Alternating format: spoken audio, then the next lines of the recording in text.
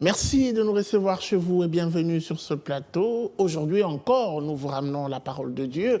Nous allons plutôt parler de cette thématique qui vous est proposée par un pasteur. Il revient avec de nouvelles orientations de la Bible, puisqu'il s'agit de cette émission qui nous donne les grandes orientations et recommandations de la Bible. Aujourd'hui spécialement, nous allons parler d'un sujet qui fait trembler. Des fois, les gens se sentent très mal à l'aise d'en parler, beaucoup plus.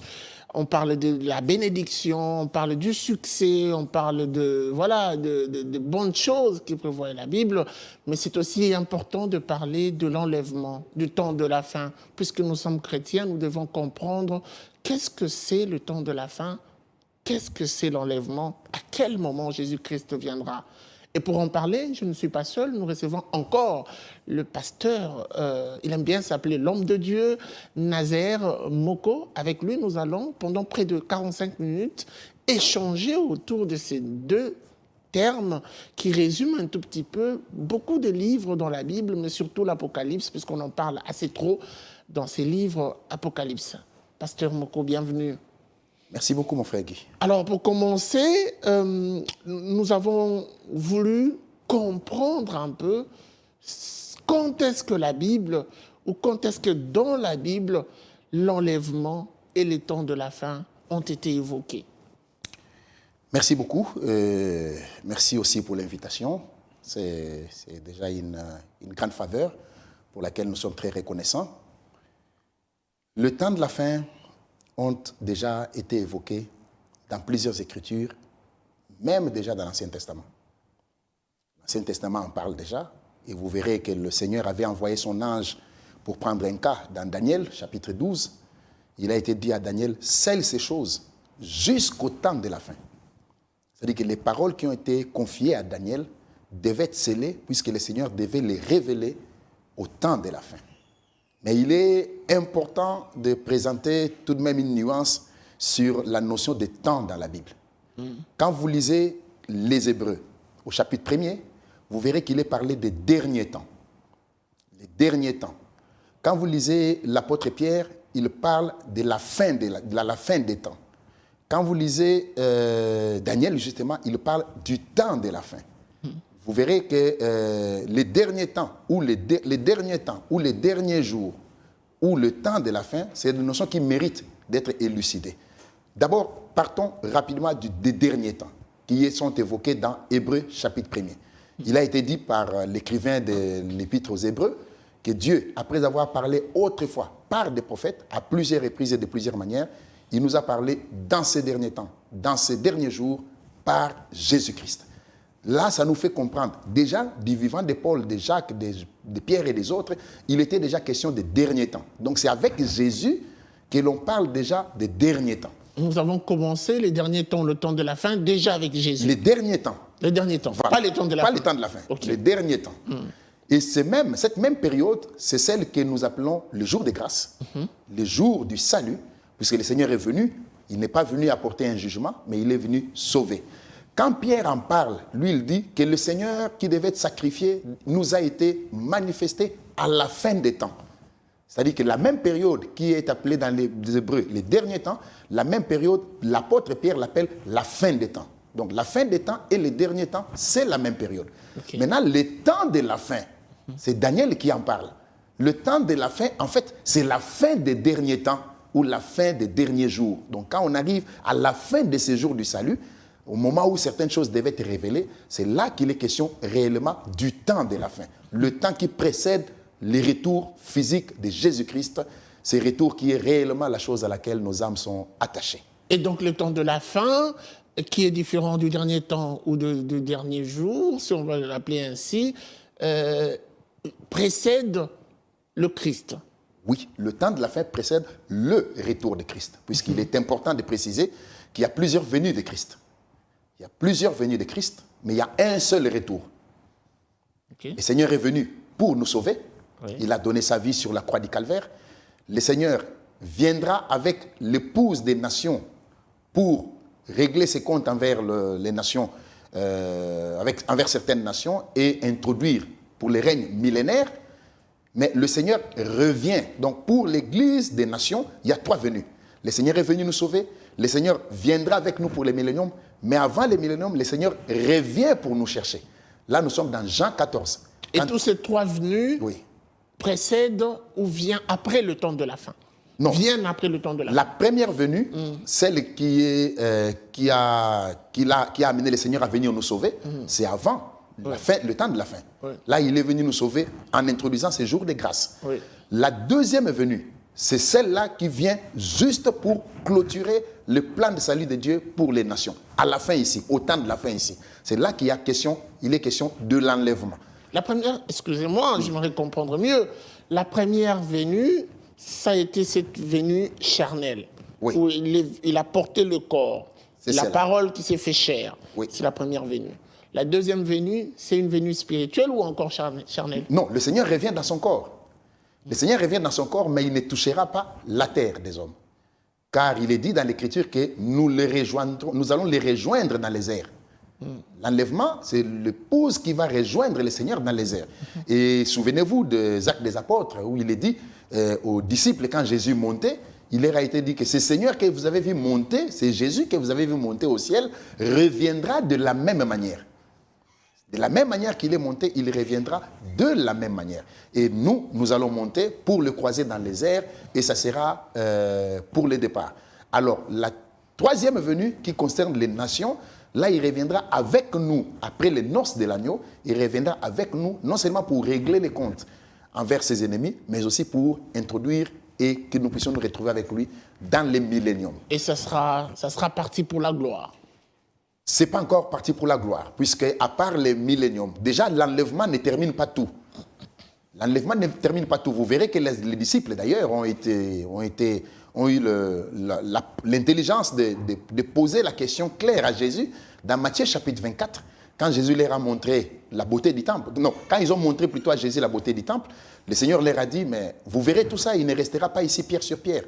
Alors les apôtres ont posé la question à Jésus, dis-nous, quand est-ce que cela arrivera, c'est-à-dire la destruction de Jérusalem, quel sera le signe de ton avènement, c'est la deuxième question, et quel sera le signe de la fin du monde, c'est la troisième question. Donc l'avènement du Seigneur est différent de la fin du monde. Et la fin du monde, elle-même plutôt, elle est différente de la destruction de Jérusalem qui a déjà eu lieu. En l'an 70 de notre ère, il y a un général romain, Titus, qui a investi Jérusalem et qui a détruit et la ville et les temples. Nous attendons maintenant l'avènement du Seigneur, et quand nous en parlons, nous ne créons pas une psychose de fin du monde. Non, ça devrait plutôt rassurer les élus, les concernés, que c'est une bonne nouvelle. Son retour, c'est une bonne nouvelle, puisqu'il revient pour nous chercher. Nous revenons dans Jean 14.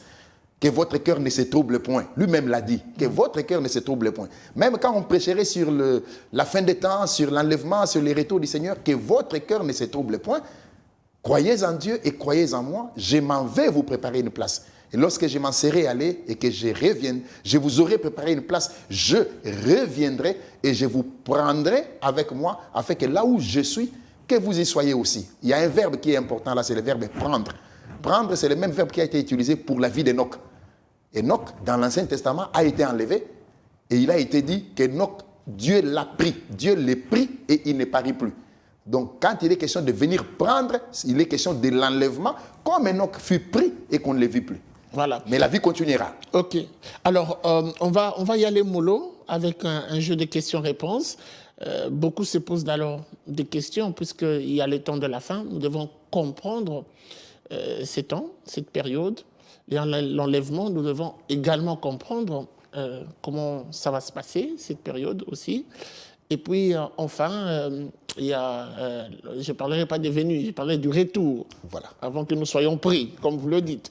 On va prendre déjà, avec la régie, la toute première question posée au pasteur. On y va, on va la suivre. Bonjour, pasteur. Comment reconnaître les temps de la fin? Voilà, je pense que sa question est claire.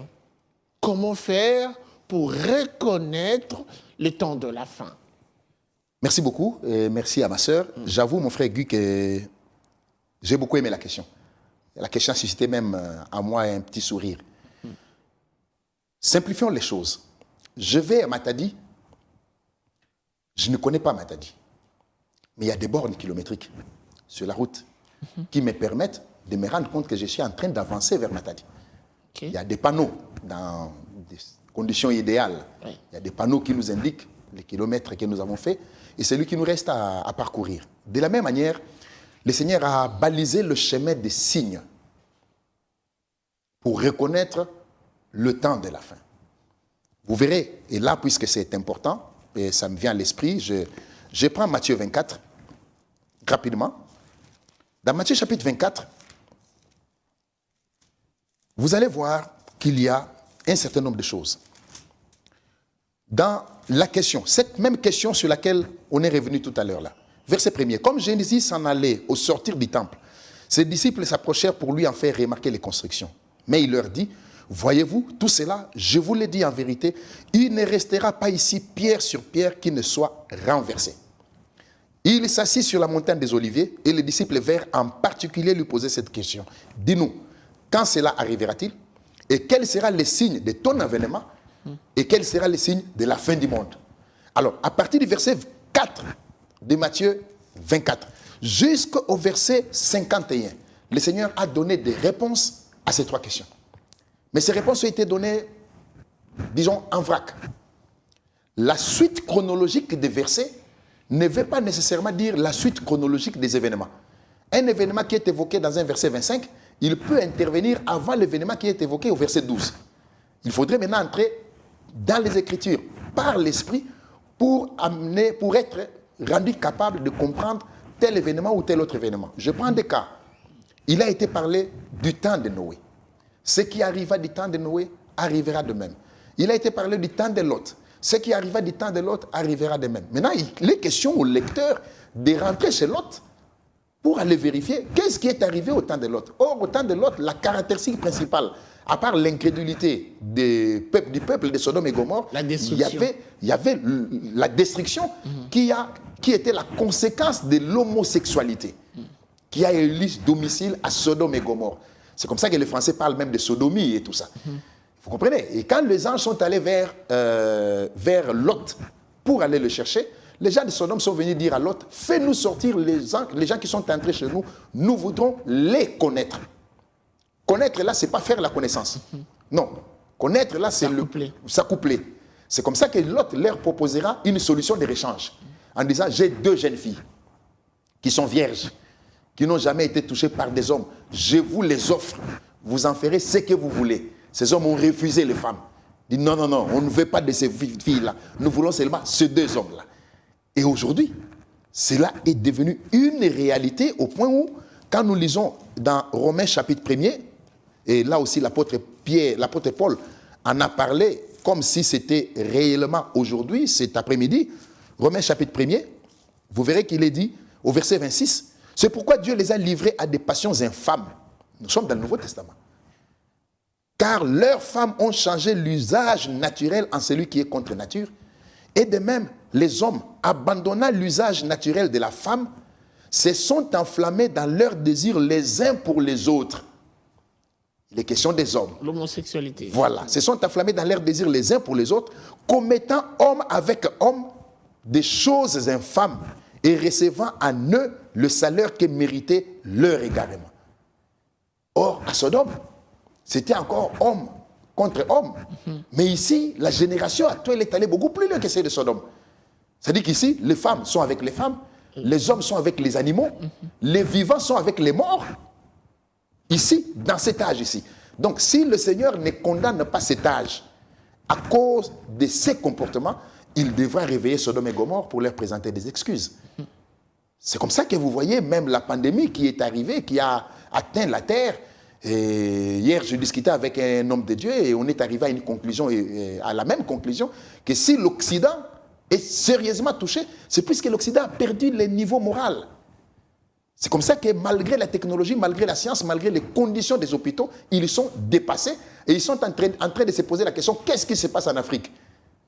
Et donc, pour vous, si je vous comprends bien, l'homosexualité fait partie de cette, comment dire...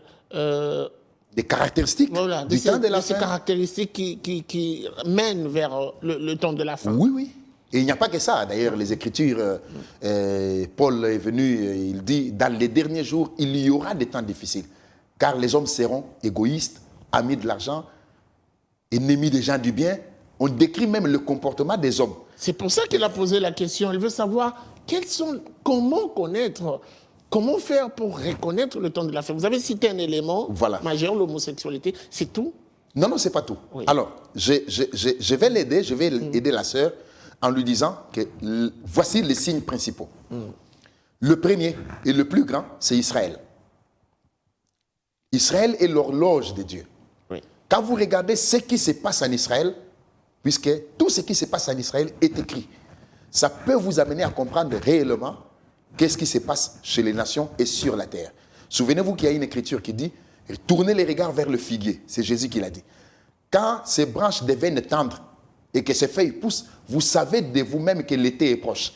Or, le figuier, comme le dit Osée, c'est Israël. Il dit que j'ai trouvé vos pères comme des figues, comme un figuier dans le désert. Donc, quand on regarde, quand est-ce qu'un arbre reverdit? Si cet arbre identifie un pays, une nation, c'est quand son peuple revient. Or, depuis 1948, Israël est devenu une nation.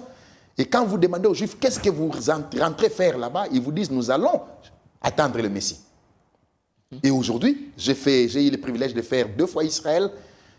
Les ustensiles des temples sont déjà prêts, puisqu'ils sont convaincus que le temple sera rebâti. Et l'Écriture le dit, le temple sera rebâti, puisque Dieu l'a annoncé. Et aujourd'hui, ils ont déjà fait les ustensiles du temple. Ça, c'est par rapport à Israël. Maintenant, il y a des signes par rapport aux nations. Oui. Il a été parlé de guerre et de bruit de guerre, et de tremblements de terre et de famines en divers lieux. Pas partout. Pas partout, mais en divers lieux. Donc, il y a des signes nationaux, il y a des signes internationaux, il y a des comportements que des hommes peuvent afficher. Il y a aussi même des signes liés au climat, puisqu'il y a une écriture qui parle de la hausse de la température sur la terre. Il arrivera un jour où la lumière du soleil sera multipliée par 7. Et aujourd'hui, tout ce que les hommes font pour réduire les gaz à effet de serre, ils n'arrivent pas, puisque nous devons aller vers l'accomplissement de la prophétie. On a comme l'impression que toutes ces choses ont été prédites bien avant aujourd'hui. Ça a été prédit il y a des siècles et des siècles, et ça a été prédit comme si ça arrivait demain. Autant d'années, autant de siècles passés, est-ce qu'il faudrait encore que l'on dise que ce sont des signes qui prédisent le temps de la fin? Oui, nous devons continuer à dire que c'est réellement des signes qui prédisent le temps de la fin. Pourquoi je le dis? Les prophètes ont annoncé des choses. J'en prends un, Ésaïe. Il dit au chapitre 9 de son livre, « Un fils nous est donné, un enfant nous est né ».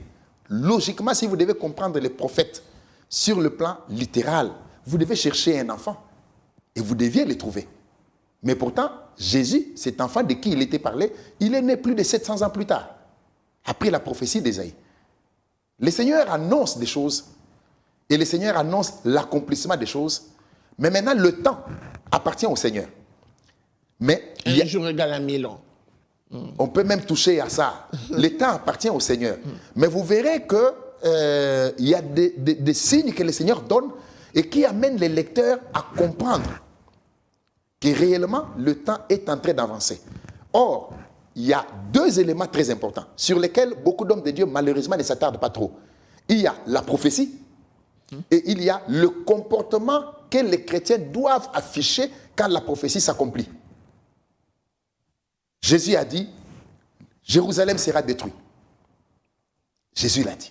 Nous le voyons dans Luc 17, nous le voyons dans Matthieu 24. Mais il dit, quand vous verrez ces choses arriver, que celui qui sera dans la montagne ne rentre pas dans la ville. Que celui qui sera dans la ville sorte de la ville. Car la destruction sera plutôt grande. Priez pour que ça n'arrive pas en hiver. Pourquoi? Puisque quand vous allez fuir dehors, il fera froid, ça sera un peu plus difficile. C'est l'ordre qu'il a donné. Quant à ce qui concerne l'accomplissement des événements, que vous puissiez croire, que vous ne croyez pas, l'événement aura lieu. Est-ce que ce n'était pas une façon pour le Christ de préparer carrément le chrétien pour dire « Je ne vous dis pas quand est-ce que je viendrai, alors je vous mets dans un environnement où vous serez toujours tenté à chercher à savoir quand est-ce que je viendrai. En même temps, je vous prépare de sorte que vous soyez toujours prêts le jour où je viendrai.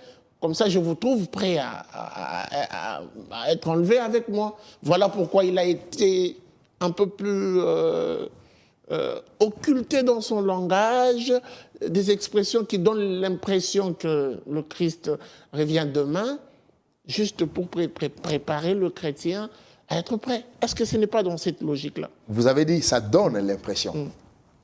Mais en fait, les élus, ceux qui appartiennent au Seigneur, quand ils se laissent avertir par ce que Dieu a dit et qu'ils regardent le déroulement des événements sur la terre, logiquement, ils ne devraient pas être surpris.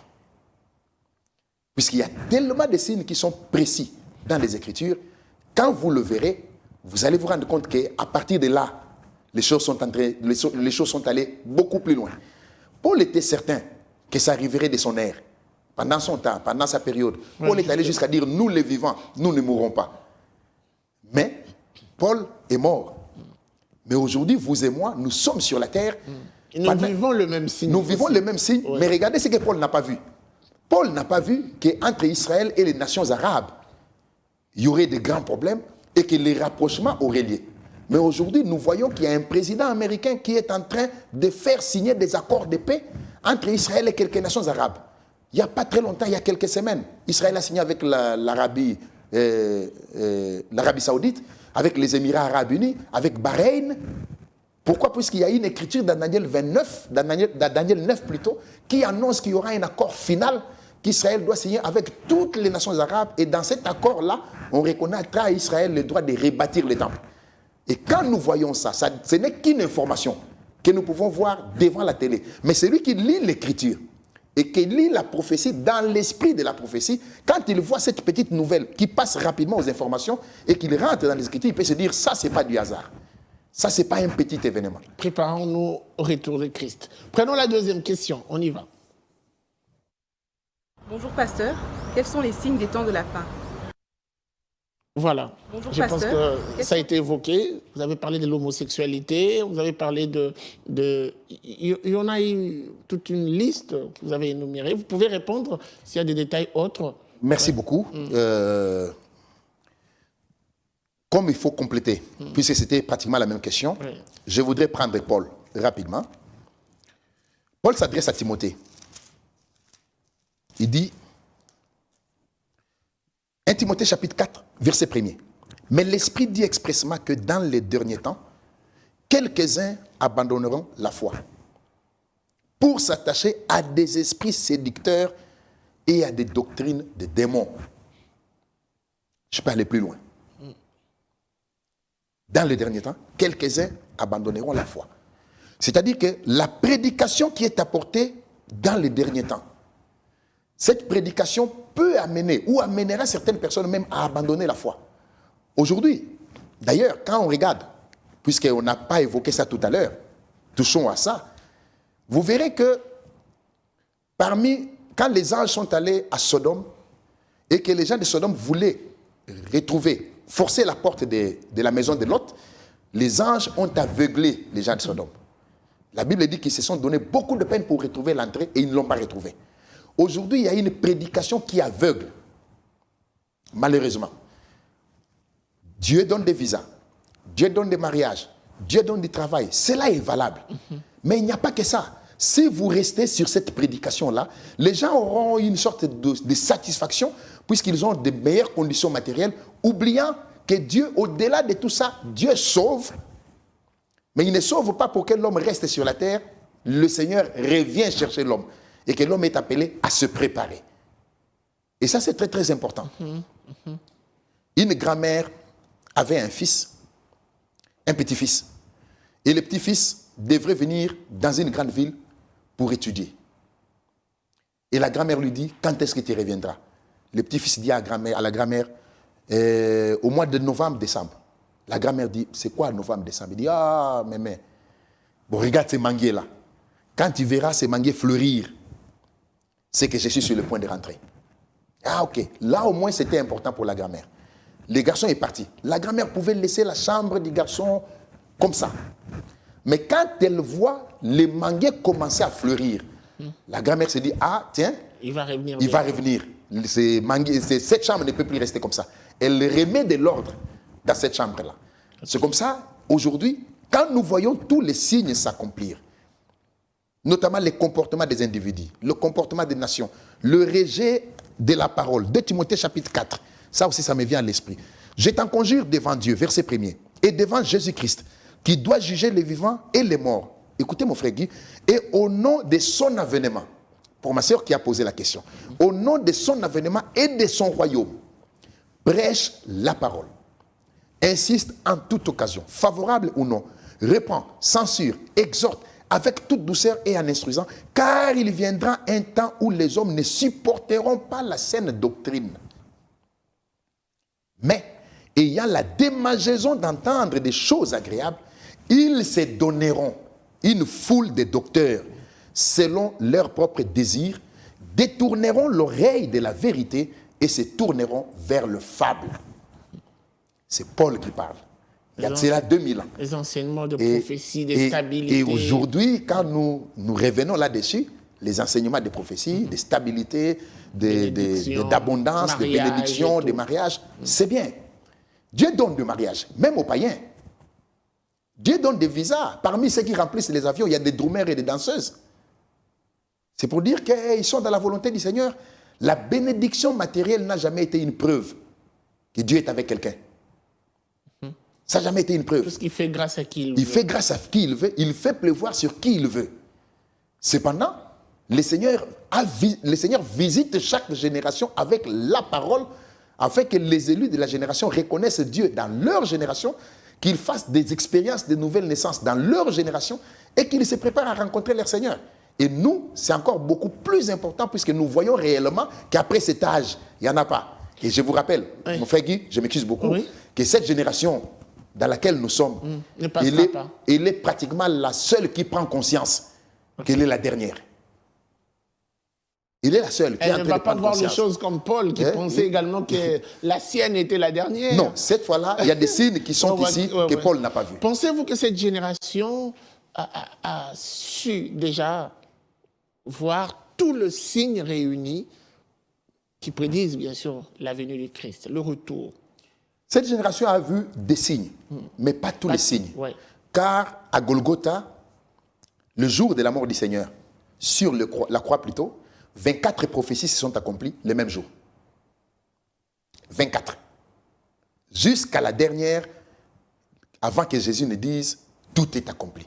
Quand on lui a donné du vinaigre à la place de l'eau. Donc en une journée, sur la croix du Calvaire, 24 prophéties se sont accomplies. C'est-à-dire que là où nous allons, ça sera une période des événements rapides. Il y a des choses qui vont encore s'accomplir jusqu'à la glorieuse manifestation des enfants de Dieu. Car Paul dit que la création tout entière attend avec un ardent désir la manifestation du Fils de Dieu. Ça arrivera. Ça arrivera puisqu'à la fin, il y aura une puissante action de l'Esprit juste avant l'enlèvement pour que Dieu affiche sur la terre qu'il avait un peuple sur la terre. Voilà. Aidez-nous un tout petit peu à comprendre. Vous êtes, nous avons la chance de vous avoir. Vous êtes également un homme de Dieu. Qu'est-ce qui reste à vivre avant l'enlèvement ou le retour de Christ? Vous avez énuméré plusieurs signes. Mais on aimerait aussi savoir, quand on verra ça et ça et ça, ça conclut, ça boucle la boucle, et finalement on peut se dire que ça y est. Qu'est-ce qui reste à vivre? Les chrétiens nous suivent, ils veulent savoir. Il y a beaucoup de choses qui restent à vivre, sauf qu'aucun homme de Dieu ne maîtrise le temps, puisque le Seigneur fera une œuvre abrégée sur la terre. Il y a beaucoup de choses qui restent à vivre. Je voudrais tout simplement dire aux chrétiens qui nous suivent que leur préoccupation, notre préoccupation, ne peut pas être sur les choses que Dieu va faire. Car ce que Dieu va faire sur la terre, que nous puissions croire ou que nous refusions de croire, ces choses s'accompliront dans la fidélité de Dieu, comme il les a annoncées. Mais notre préoccupation doit plutôt être ces choses qui doivent s'accomplir en nous. C'est-à-dire que l'intérieur doit être transformé aujourd'hui avant que la transmutation du corps de l'extérieur ait lieu au retour du Seigneur. C'est comme ça que je vous avais dit que quand vous regardez dans la beauté des Écritures, Colossiens chapitre 3, vous verrez qu'il y a des événements qui se succèdent, mais leur accomplissement n'a pas lieu au même moment. C'est comme ça que j'attire beaucoup plus l'attention du peuple sur nous-mêmes. Ce que le Seigneur devait faire en nous, que nous ne voyons pas encore. C'est là que ça doit beaucoup plus nous préoccuper. Colossiens chapitre 3, je le prends rapidement, mon frère Guy. Colossiens chapitre 3, est-ce que c'est là? Oui. Verset 4. Quand Christ, votre vie, paraîtra, alors vous paraîtrez aussi avec lui dans la gloire. Ça aura lieu. C'est un enlèvement. Mais le verset 5, qui s'accomplit avant le verset 4, dit ceci: faites donc mourir ce qui dans vos membres est terrestre. La débauche, l'impureté, les passions, les mauvais désirs et la cupidité qui est une idolâtrie. Quand vous regardez ce verset 5 qui vient avant le verset 4, non, après le verset 4, il doit s'accomplir avant le verset 5. C'est-à-dire qu'avant que nous puissions rencontrer Christ notre vie, quand il paraîtra, nous devons d'abord faire mourir en nous. C'est-à-dire que quand nous voyons en nous que ce n'est pas encore mort, c'est là que ça doit nous préoccuper. Très bien. Alors, on va quand même prendre la troisième question. Il y a tellement de choses à dire. Je sens des frissons. On a l'impression que Christ reviendra sur ce plateau. On prend la troisième question. On y va. Bonjour, pasteur. Je réponds au nom de Stella Kitoko. J'aimerais savoir quel doit être le comportement d'un chrétien en cette période de temps de la fin. Votre lecture de tout à l'heure précède légèrement la question. Nous vivons déjà le temps de la fin. Et ceux qui nous suivent le savent aussi, en entendant ce que vous avez dit précédemment, nous sommes de plein pied, comme on dit. Alors, comment faire? Quel doit être le comportement en cette période de temps de la fin? 1 Jean, chapitre 3, pour répondre à la préoccupation de la sœur, comme vous l'avez dit, il y a des éléments qui ont déjà été présentés. Verset 1er. Voyez quel amour le Père nous a témoigné pour que nous soyons appelés enfants de Dieu, et nous le sommes. Si le monde ne nous connaît pas, c'est qu'il ne l'a pas connu. Bien-aimés, nous sommes maintenant enfants de Dieu, et ce que nous serons n'a pas encore été manifesté. Mais nous savons que lorsqu'il paraîtra, nous serons semblables à lui parce que nous le verrons tel qu'il est. Ça, c'est l'événement qui est devant. Maintenant, par rapport à la préoccupation de la sœur, c'est le verset 3 qui doit s'accomplir avant le verset 2. Quiconque a cette espérance en lui se purifie comme lui-même est pur. Vous voyez les comportements? Quiconque a cette espérance en lui, il se purifie comme lui-même est pur. Il revient, il reviendra. Il reviendra, nous le verrons tel qu'il est. Mais pour y arriver, quiconque a cette espérance en lui se purifie comme lui-même est pur. L'apôtre Pierre prend la même pensée dans 2 Pierre chapitre 3, toujours par rapport à l'attitude et au comportement affiché. Verset 10. Le jour du Seigneur viendra comme un voleur. Là, il y a encore beaucoup de choses à dire. Puisque le jour du Seigneur, c'est un jour de colère. C'est un jour de colère. Il ne fera pas beau vivre ces jours. Mais ce jour, Joël en parle au chapitre 2 de son livre, en parlant d'un jour grand et terrible, grand et redoutable. Quand l'apôtre Pierre va creuser, récupérer cette prophétie de Joël, et qu'il en parle dans les Actes des Apôtres, il dit « Le jour du Seigneur est un jour grand et glorieux ». Pourquoi glorieux? Puisque le jour du Seigneur est introduit par le glorieux matin de la résurrection. La résurrection des morts, de ceux qui croient en Jésus et qui ont été ensevelis avec une espérance, ceux-là reviendront à la vie. Nous connaîtrons la transmutation de nos corps. Donc ceux dont l'intérieur change aujourd'hui, l'extérieur changera ce jour-là. Et c'est après l'enlèvement que maintenant les choses deviendront beaucoup plus graves. Il y aura peut-être un temps de répit, puisqu'on ne se rendra pas compte qu'il y a un peuple qui a quitté la terre. Mais après ça sera encore beaucoup plus difficile. Et souvenez-vous que l'homme, avant de revenir sur cette écriture, Dieu a dit dans Ecclésiaste, je crois, qu'il a mis dans la pensée de l'homme, dans le cœur de l'homme, la pensée de l'éternité. L'homme a le souci de vivre éternellement. C'est comme ça qu'il ne veut pas vieillir, sans provoquer. La peur de la mort. Sans provoquer ceux qui ont l'habitude d'éteindre leurs cheveux. Et c'est puisque l'homme ne veut pas vieillir. Ouais. Le papa veut qu'on l'appelle tonton, la maman veut qu'on l'appelle tantine. Mais l'homme cherche mal l'éternité. C'est comme ça que vous apprendrez. Il y a un communiqué dans votre monde de la presse, quand il y a des communiqués nécrologiques, on dit que la terre de nos ancêtres lui soit douce et légère.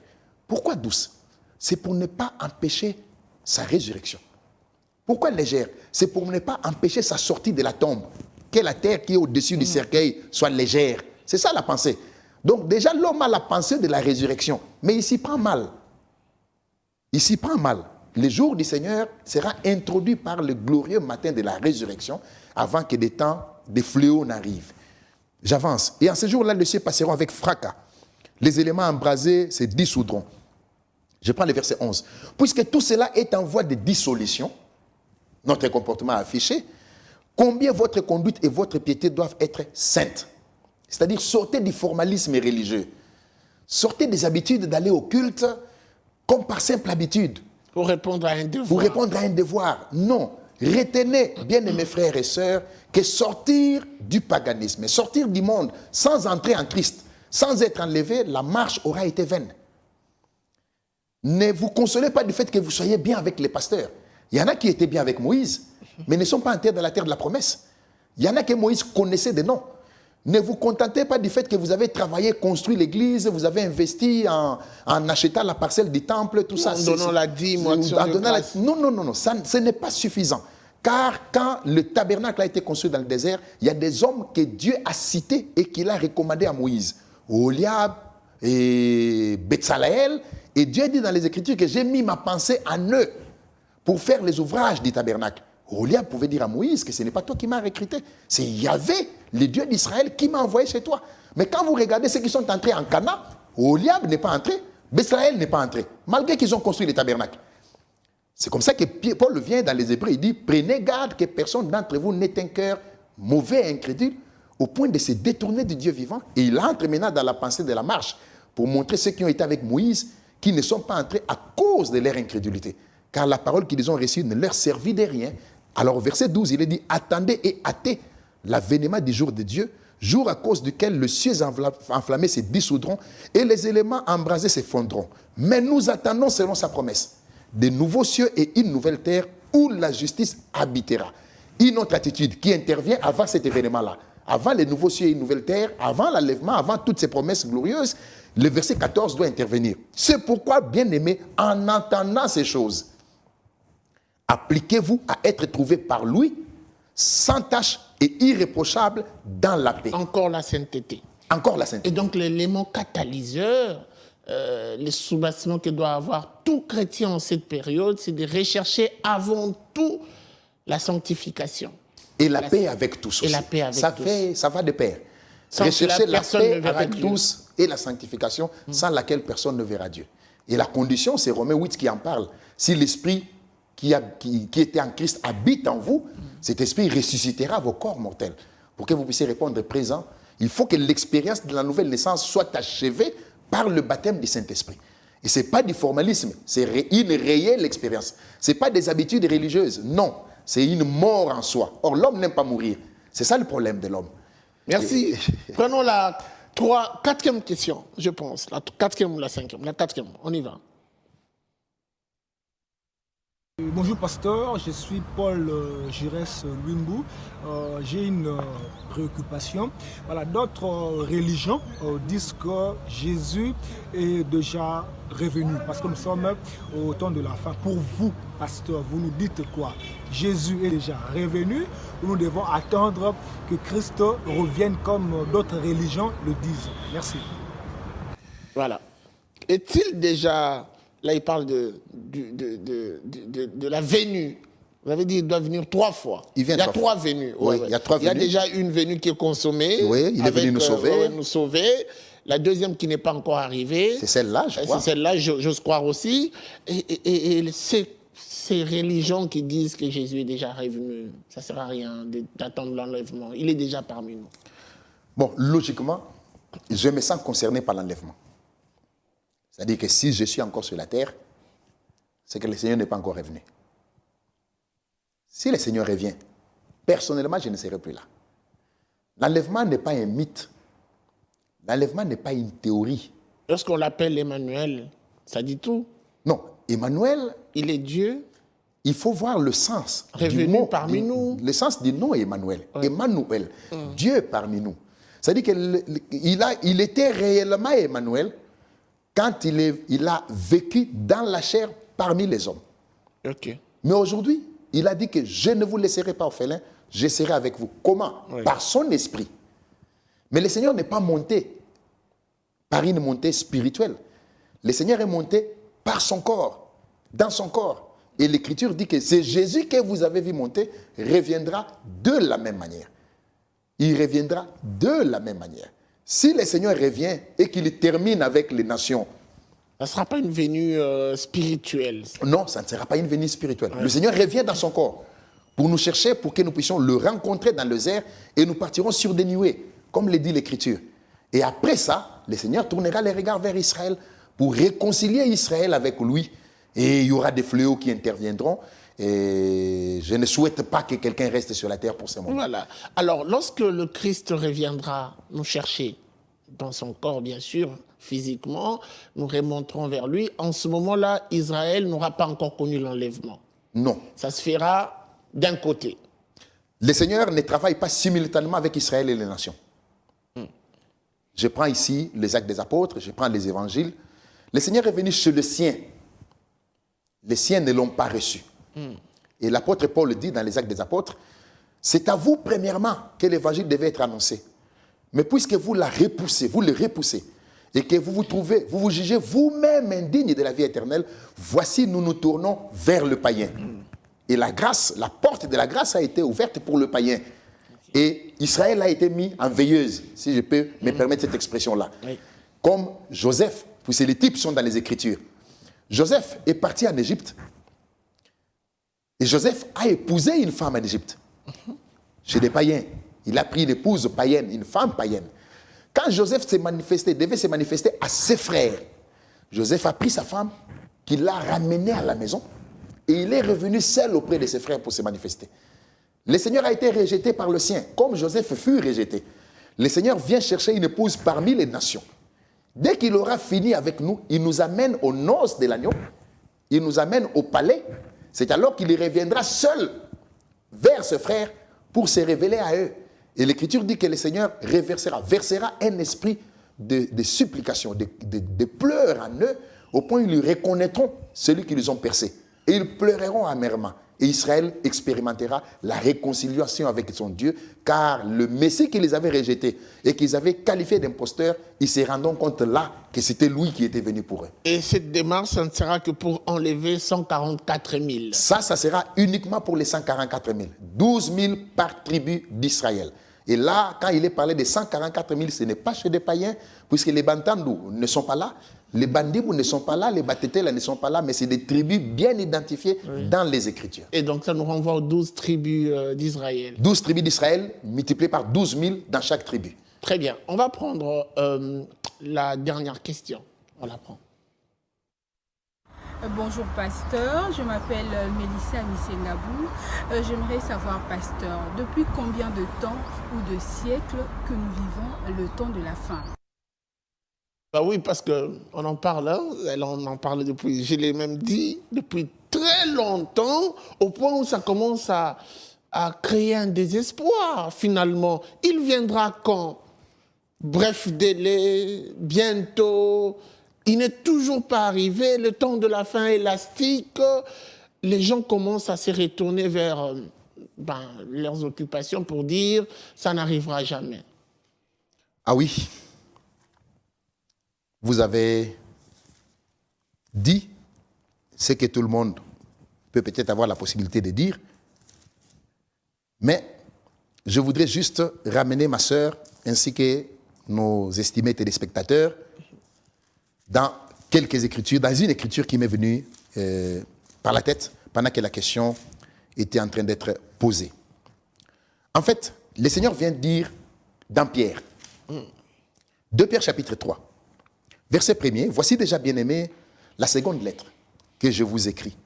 Dans l'une et dans l'autre, je cherche à éveiller par des avertissements votre saine intelligence, afin que vous vous souveniez des choses annoncées d'avance par le saint prophète et du commandement du Seigneur et Sauveur enseigné par vos apôtres, sachant avant tout que dans les derniers jours, nous en avions déjà parlé, il viendra des moqueurs, avec leurs railleries, et marchant selon leur propre convoitise, ils disent où est la promesse de son avènement. Car depuis que les pères sont morts, tout demeure comme dès le commencement de la création. Et voici la réponse, le verset 5. Ils veulent ignorer en effet que des cieux existaient autrefois, par la parole de Dieu, ainsi qu'une terre tirée de l'eau et formée au moyen de l'eau, et que par ces choses, les mondes d'alors périt, submergés par l'eau. Mais par la même parole, les cieux et la terre d'à présent sont gardés et réservés pour le feu, pour le jour de jugement et de la ruine des hommes impies. Il est une chose, bien-aimée, que vous ne devez pas ignorer, c'est que devant le Seigneur, un jour est comme 1000 ans, et 1000 ans sont comme un jour. En fait, d'Adam à Abraham, il s'est passé 2000 ans. Ça fait 2 jours. D'Abraham jusqu'à Christ, il s'est passé 2000 ans. Ça fait 2 jours. 4 jours en tout. Oui. De Christ jusqu'à aujourd'hui, ça fait 2000 ans. Ça fait 6 jours. 6 jours. Ça fait 6000 ans. Et le 7e jour, à la création, Dieu s'est reposé. Donc, au 7e millénaire qui doit entrer, donc au 7e millénaire, Dieu doit se reposer. Donc là, nous ne sommes pas au Moyen-Âge pour qu'on se dise qu'on a encore un peu de temps. Hein? Depuis que les pères sont morts. Non. Là, quand nous comptons déjà le temps, nous nous rendons compte qu'effectivement, le 7e jour, Dieu se reposa. Et je prends la parabole du bon samaritain. Tout le monde prêche le bon samaritain. On prêche le côté caritatif du bon samaritain. Oui. Mais on oublie le côté prophétique. Le bon samaritain, il a fait sortir 2 deniers qu'il a donnés à Lot. Pour lui dire, quand il a pris l'homme qui a été agressé, pour le déposer à l'hôtel, il dit au propriétaire de l'hôtel, il dit, prends soin de lui. Si tu dépenses de plus, je te les rendrai à mon retour. Souvenez-vous qu'on a parlé du retour. C'est la dimension prophétique qui échappe à beaucoup de personnes. En Israël, le salaire journalier d'un ouvrier, d'un fonctionnaire, c'était un denier. Il y a la parabole des ouvriers de la dernière heure. Chacun a eu un denier, même celui qui est arrivé à 15h ou à 16h. Chacun a eu un denier. Mais si le Samaritain a donné 2 deniers, c'est qu'il a donné le salaire de 2 jours. Et 2 jours, ça fait 2000 ans chez le Seigneur. Donc, l'épouse, l'église du Seigneur qui a été sauvée à Golgotha, le Seigneur la prend pour la laisser sous la conduite du Saint-Esprit au travers de sa parole. Et le Seigneur a pourvu au nécessaire pour 2 millénaires. Nous sommes déjà en 2020. Okay. Donc, là, c'est le 6e jour, si nous comptons depuis Adam. Et le 6e jour a commencé depuis le Moyen-Âge. C'est le jour de l'homme. L'homme a été créé le 6e jour. C'est comme ça que l'homme a déployé toute son intelligence.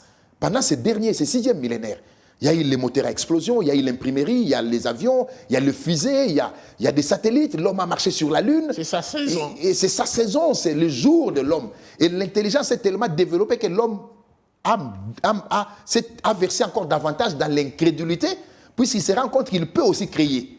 L'homme a créé des robots qui peuvent répéter les mêmes comportements. C'est son jour. Mais après ce jour, Dieu doit se reposer. Merci beaucoup pour votre disponibilité. Je me rends compte qu'il y a tellement de choses à dire autour de cet enlèvement et je comprends que nous, chrétiens, nous devons à tout prix préparer l'enlèvement en ce moment-ci du temps de la fin, en gardant la sainteté, en restant très proche des dieux et en développant ces recommandations de la Bible qui nous demandent de rechercher avant tout la paix et la sanctification sans laquelle personne ne verra Dieu. Mais j'aimerais que vous puissiez finir en regardant votre caméra. Il y en a plein de débutatifs. Il y en a de ceux qui rêvent encore. Il y en a encore d'autres qui pensent qu'il y a du temps. Il y a du temps, Jésus n'est pas revenu hier et rien ne rassure qu'il reviendra. On est là sur cette terre, on passera, on mourra et le monde continuera son évolution normale. Quel peut être votre message en tant qu'homme de Dieu? Merci mon frère Guy. Et déjà j'anticipe pour remercier la chaîne pour cette invitation. Je regarde le peuple de Dieu, que je respecte, les hommes de Dieu, pour rappeler cette écriture de Jean 14, verset 1er. Je ne voudrais pas aller dans l'Apocalypse car il y a aussi des choses qui peuvent être dites là-bas. Nous sommes à la fin de l'émission plutôt. Jésus a dit, je m'en vais vous préparer une place, je reviendrai. Que l'on arrête de citer cette écriture pendant des deuils. Quand quelqu'un meurt, ce n'est pas le moment où on peut citer cette écriture.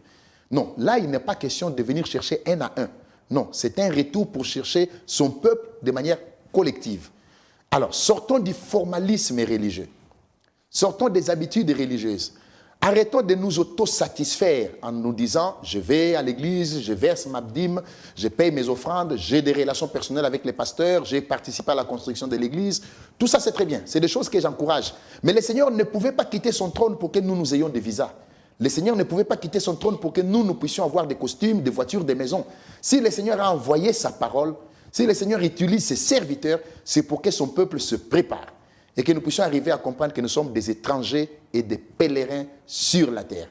Paul dit aux Hébreux, croyons-nous, nous disons que c'est lui qui a écrit cet épître, ceux qui parlent ainsi montrent qu'ils cherchent une patrie. S'ils avaient eu en vue celle d'où ils étaient sortis, ils auraient eu le temps d'y retourner. Mais ils cherchent une patrie céleste, dont Dieu est l'architecte et le constructeur. Et pour y aller, la condition est unique. C'est le baptême du Saint-Esprit qui parachève l'expérience de la nouvelle naissance. C'est comme ça un homme de Dieu disait, je fais tout pour ne pas avoir de problème à la rivière. Je mets les choses en ordre pour ne pas avoir de problème à la frontière. Que Dieu nous aide pour que nous puissions arriver à comprendre que la préparation précède le retour du Seigneur. Et la préparation, c'est aujourd'hui. Regardons autour de nous, suivons les informations, regardons les attitudes et les comportements des gens, rentrons dans les Écritures sans en interpréter un seul verset. Nous comprendrons réellement que nous sommes la dernière génération qui verra le retour du Seigneur, la chose à laquelle nos âmes sont attachées. Que Dieu nous bénisse tous. Merci, on est tenté de dire Amen. Ça a été un plaisir pour nous. Merci à vous de nous avoir suivis. Vous avez compris, la suite, ça sera sans doute au prochain numéro avec le même plaisir. Au revoir et à très vite.